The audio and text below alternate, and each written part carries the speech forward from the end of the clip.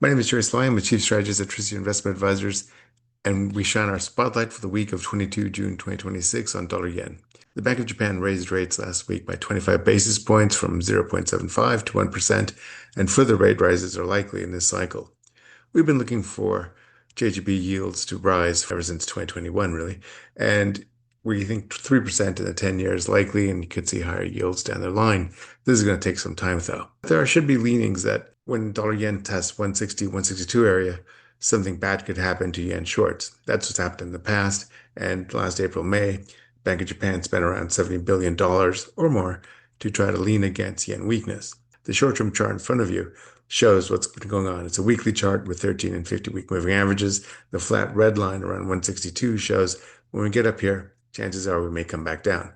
Now, where's the risk? There's a long-term chart of dollar yen, and it goes back to the late 70s. Now you can see we had a triangle breakout. It's difficult for technical analysts like myself, chartists, to ignore that. Yes, we had a chart breakout. Yes, there is upside risk. And that's why we say we really don't need new highs in dollar yen, because if we do see new highs in dollar yen in this cycle, then we've got to be looking for yen 180, yen 200. People could be talking about yen 260, 270 again. We don't really think it's going to happen. In fact, our favorite view for some time now has been that dollar yen is going to come down towards 140 again, and then 127, 125, maybe 120. Back in 2020, 2021, we were arguing that the yen had to weaken a lot. However, ever since dollar yen got above 140, we've been saying, things are getting a bit dicey here. And we start getting above 150 and 160.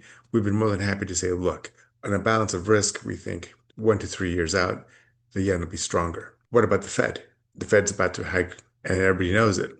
Well, we're leaning against that. We're saying that Fed Chair Warsh is more than happy to let the market do some of the tightening for him by letting 2-year yields and 10-year yields remain elevated. However, we don't think he's that keen to actually raise rates. He'll talk tough, let the market do some of the snugging for him. Then he should be able to ride out the storm this year and keep rates steady. For the Bank of Japan, lower energy prices should help, but we think that they're still very wary of letting yen weakness extend sharply, become a one-way trade. So that's why we're in our spotlight. We say, look, these are big levels. Keep an eye on it.